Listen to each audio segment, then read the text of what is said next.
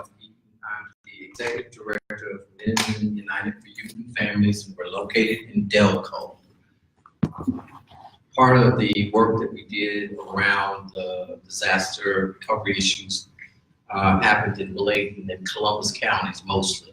And you've got to heard the stories. We are no different than a lot of folks in this room experiencing some of the same issues. As everybody talked about, the first part of this whole effort was folks getting together. And it was fortunate that I was a part of a couple of groups that was doing some other important work very early on, since before election time.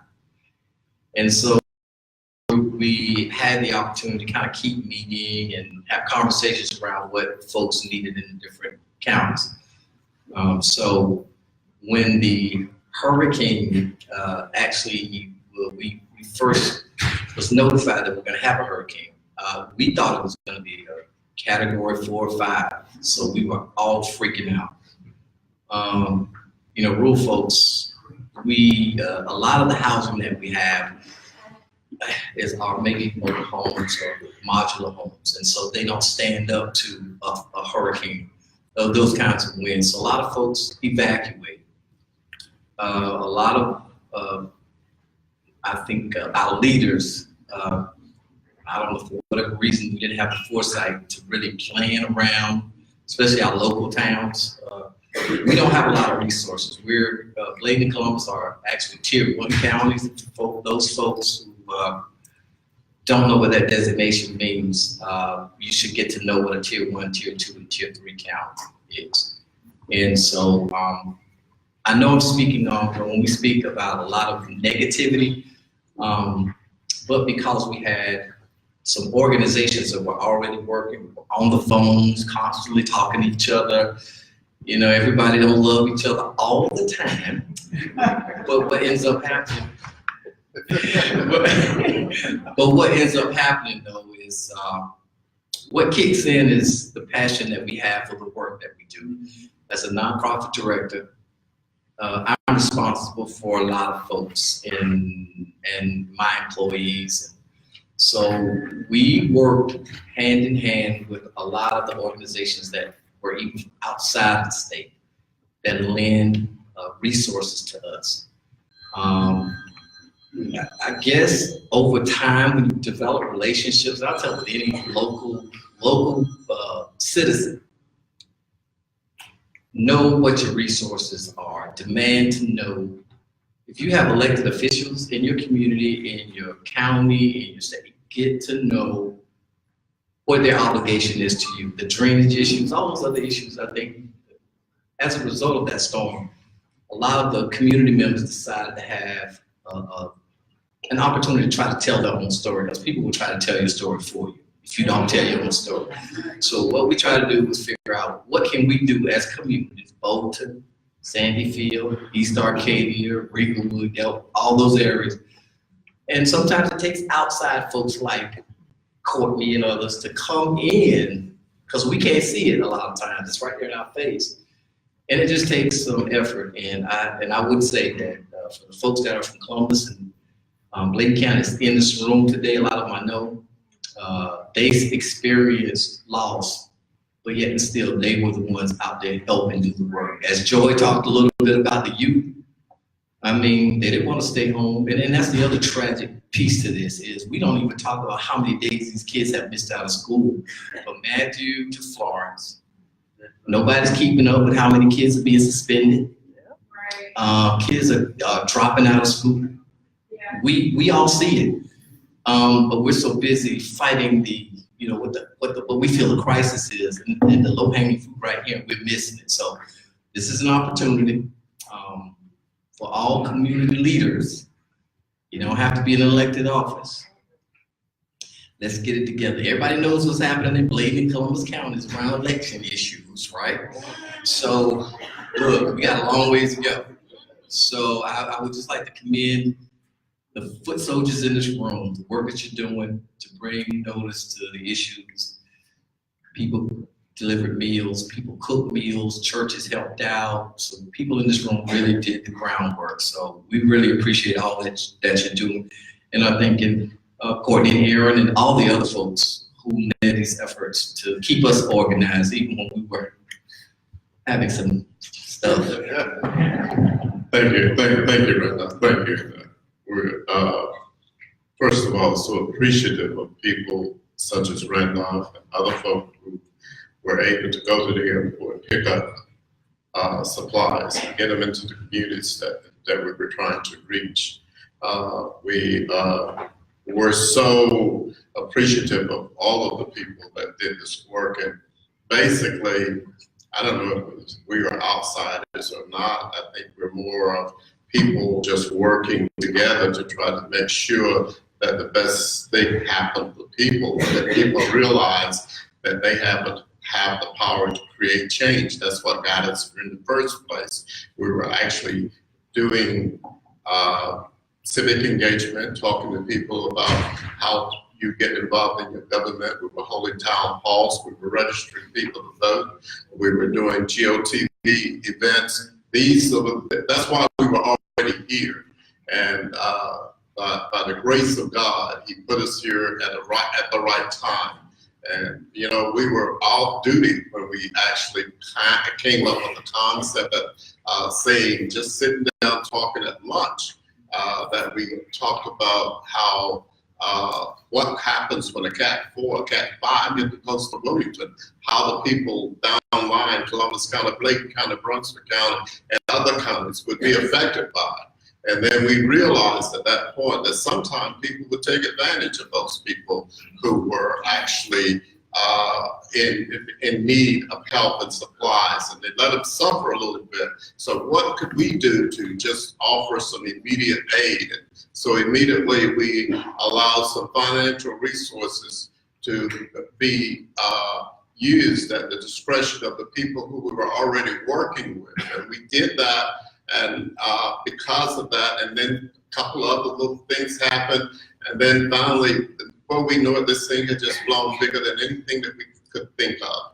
And so what happened was we went from there to having, setting up a fund. And we raised money for this effort. We raised money through a donation site on the internet. We went on from there, and from that, we were able to get air support that would allow us to fly supplies into areas that were actually inundated with water. You couldn't get a vehicle in nowhere. You couldn't get trucks in, what have you.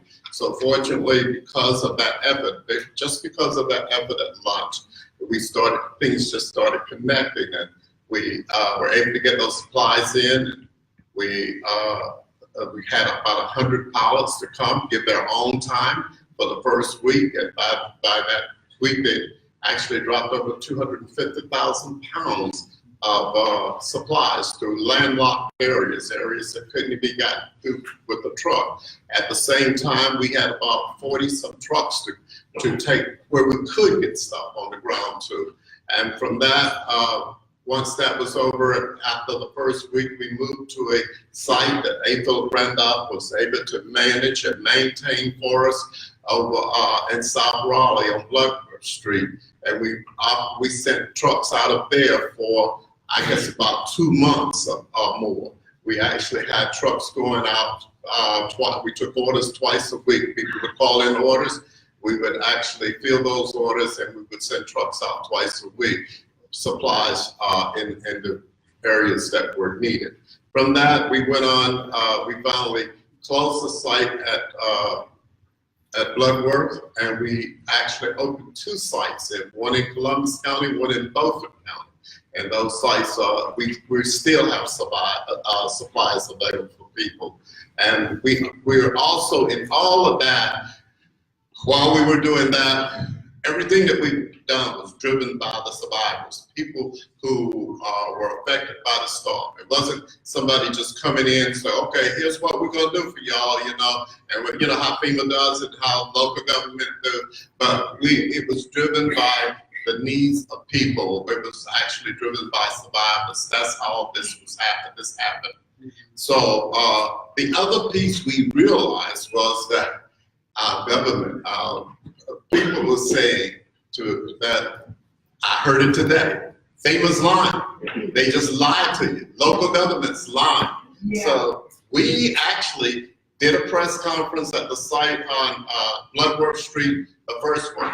Then we did 2 more, I think each time that the General Assembly came back, under the guise of doing stuff for survivors and trying to help survivors. And of course, we got there, they started doing things like suppressing your vote and everything. We won't talk about that right now, but that was basically what they did. They spent their time doing that. And saying that they were putting out $800 million for folk. And I don't know how many of you here realize some of that $800 million. But we've actually brought that to their attention. Once with a tent city, the other time we actually did press conferences and people came and told their stories on Halifax Mall. That political piece, that political involvement, we will continue. Your voices will be heard, and we're going to do everything that we can, even if we have to go back to Raleigh, with all of us going back and just having our legislators listen to us, because they need to speak for you. And okay. Good afternoon.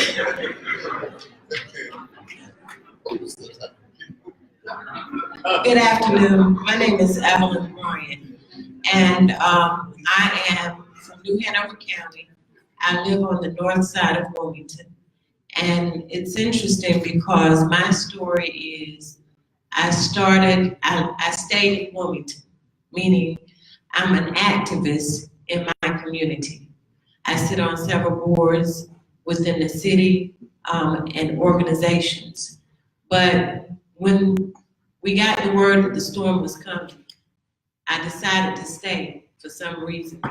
And I really believe that God put me where I was to be the help person that I ended up being. My children begged me to leave, but I told them that I had to stay. And I made a promise that if I stayed unharmed, that I would be boots on the ground to help. So during the storm, I remember getting calls. My daughter actually works for the hospital. So at the time, her hospital phone was the only phone service that we ended up having. I had a niece that was staying with me. She lost her home. And right after the storm, I got a phone call about a senior housing complex that was in my area that had no lights. The elevator was out, and the seniors had nowhere to get food and water. I immediately got on the phone with a couple of other friends, and we made arrangements to get food and water to this senior place. During that time, we ended up trying to find out other senior places that was around Wilmington. And Ms. Deborah was one of the persons that was boots on the ground right beside me when we were doing this. Some of the things that we discovered was just would bring tears to your eyes. And so during that course of time, someone else contacted me because I lived in my community. There was a organization which is called Dreams, and the young lady was a board member. She said, we brought in a group to help with resources in the community. Would you please go and meet them and be help to them? And I said, yes. So I met the gentleman, and I ended up working with him. But not only that, I was contacted by a young lady by the name of Rebecca, who's here today. And she was actually in Raleigh at the time. So we kind of put heads together and tried to work together to make sure that our community was taken care of. That was one spectrum. On the other spectrum, I contacted the mayor, I contacted city council members, I contacted county commissioners. one of the things that really bothered me during this time was that there was lack of information to the people. And I remember when the people who do not have transportation, who rely on Wilmington bus service, and so the pod that they were supposed to go to pick up water, MREs and TARP was downtown Wilmington. My problem was, how do you get help to seniors if they can't get to these pods? The other stories that I heard was that, you know, some people relied on CNAs. Those CNAs could not get to those persons, so those persons were bedridden and stayed in the bed for several days prior to anyone being able to check on them. Lack of education, lack of resources once again, and a breakdown in communication. I say that to say this, and I can go on and on. I decided to create a nonprofit because I live in a community that is underserved. I am a part of that community. Not because I don't want to, but I choose to be. I believe that it's my God-given gift to help others and to be a voice for others. And in order to do that by this nonprofit that I created, it was done to bring resources, but not only that, but to educate the people in order for them to be a helpmeet for themselves. Because these storms are gonna come. Disaster is gonna come. But we're gonna have to take the information and the knowledge to the people that can't help themselves and be able to teach them that they can't rely on just government resources. Because we see what the government shutdown did. They got to be able to rely on self. And the only way they can do that is by the people that's in this room. We help one another and we start one person at a time.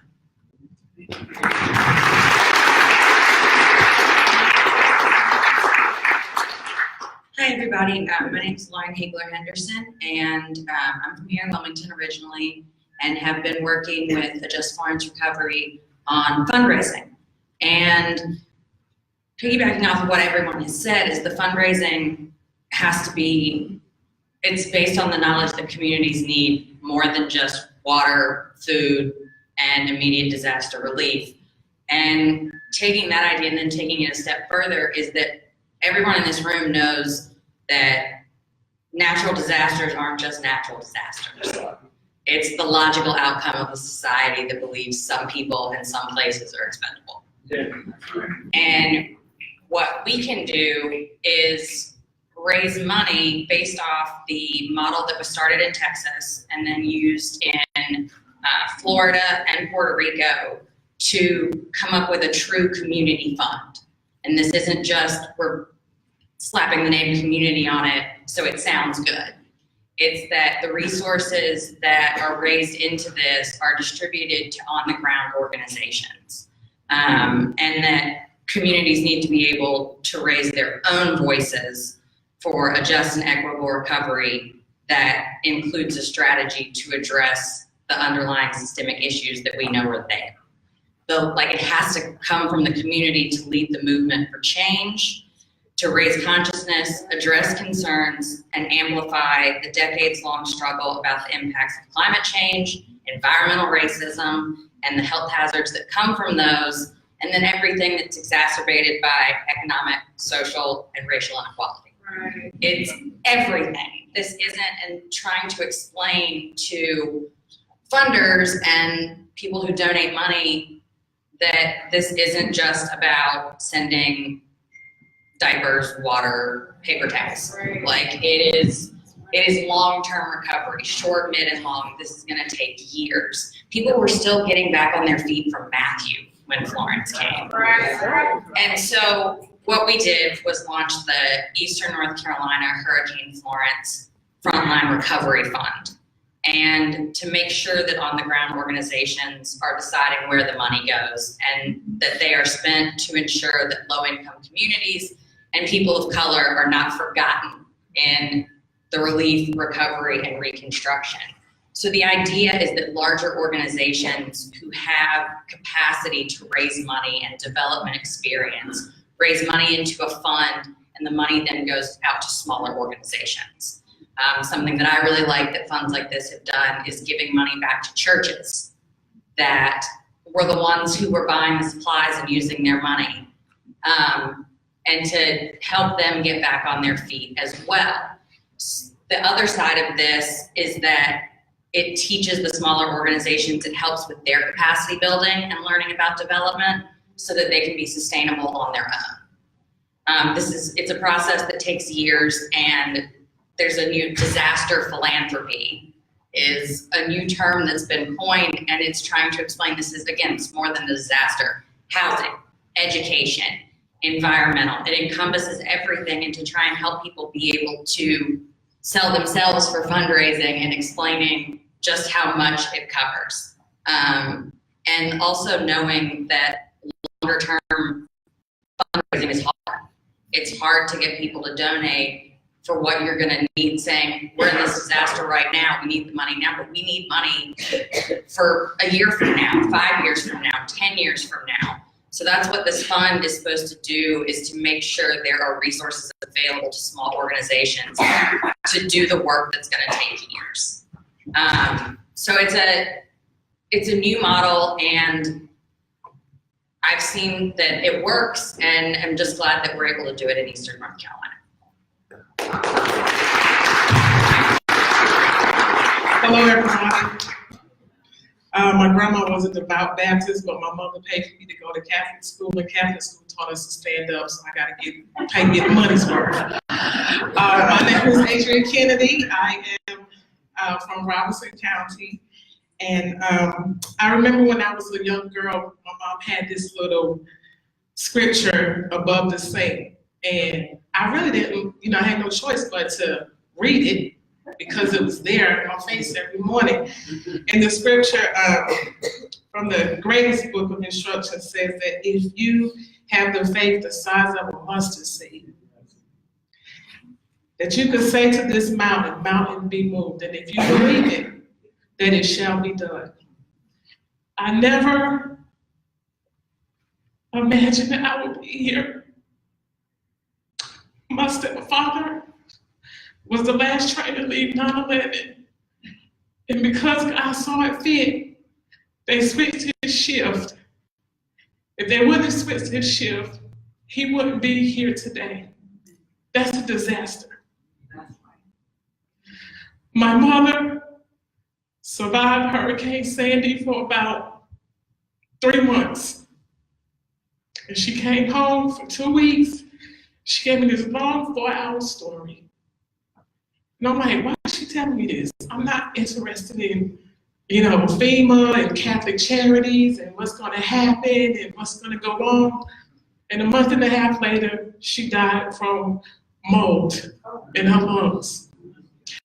And then a year and a half later, one day a storm came, Matthew came, and I called my grandma and said, what you gonna do? She said, I'm gonna stay, I'm gonna ride it out. And I live not too far from her, so I said, okay, I'll see you when it's over.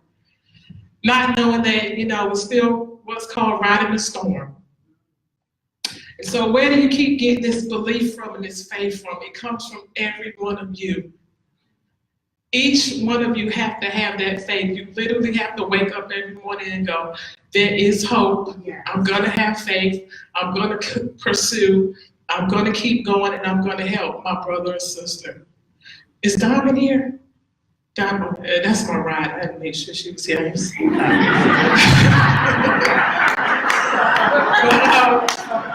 You all play a critical role in recovery. You might feel betrayed by FEMA. Trust me, I had red hair. Whenever the news saw me, here comes a redhead troublemaker mouth woman for South Wilmington. I went to every governor's task force meeting, even on a day where my neighbor, Miss Emma, had died. I had to make a choice. And I knew that Miss Emma would want me to be at the governor's task force meeting and let the dead bury the dead. It was a choice, but Shalonda and I did it. I called Shalonda and say, can you get your grandma a car? Because my car and my truck were flooded. When I went back to my house, I saw all my tools and equipment, my computers, everything. Do you feel betrayed? Yes. Do you feel lost and confused? Sure. Are you broke? I've been there 3 times. I just started a job last week as a disaster case manager. I haven't had a job since October 2016. But the passion and the vocation came together. So now I get paid to help people inside of a disaster and a passion. If you're from Columbus County, I want to see you and give you the number to our office, because that is one of my counties that I feel. I had my first case on Bullitt Street in Chadbourne, and when I was leaving the other day, I said, their lives is in my hand. And I smiled about that. I know that you all don't feel like smiling. You're frustrated and upset. And Shalon and I were just talking about that. You know, how come they're so frustrated? We've been there. Robinson County been there. And it is systematic. But the one thing I'm at now, like she was saying, I'm over the toilet paper, I'm over the Pampers, I'm over why aren't we getting it? Why is this located here and there? It's up to us to recover our communities. My grandma told me that in South Wilmington we had our own cleaners, our own movie theater, our own drugstore. We have to reinvest and reintegrate back into ourselves. When I look to the left of me at my neighbor, I go, watch my kids. To the right of me, can I borrow some sugar? In front of me, I might have to give her a ride to the store. I remember going to my grandma's church. When I came back, I said, woo, congregation done doubled. There's 75 cars out here. It's 40 people in church. It's because everybody had chosen to drive their car from one household. You have to get that minuscule to it and understand, you come from the same house, get in the same car, seats 4. That's what recovery is going to do to you. It's going to bring you a conscious awareness. I promise you that 2 years from now, and you may flood again, they predicted to us in Robinson County, you'll flood in 2 years. I was on Facebook, I was a county commissioner, I was at city council. We're gonna flood again, What are we gonna do? No plan. How do you do that? How do you reinvest back into your community? Disaster is an industry. America is about business. So if it's not anything else, it's not on their plan. Well, we will have to go through the phases of disaster. We'll have to go through the phases of disaster together. And it takes education, and it takes motivation. And we'll all become FEMA partners. You're mad at them now, but you won't be. When you realize who it's going to take to recover, you won't be mad at FEMA no more. We'll come to an understanding. So I thank y'all for coming.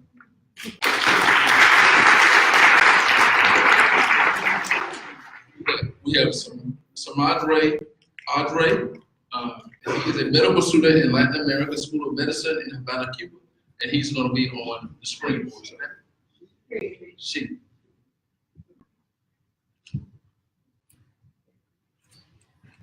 I say that right.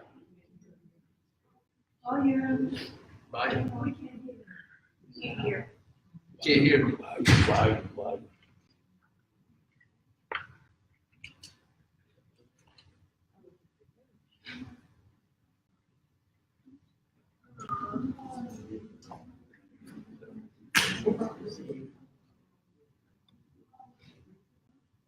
Hey, hit the on the left side. Hit the audio on back so we can hear it. Just that.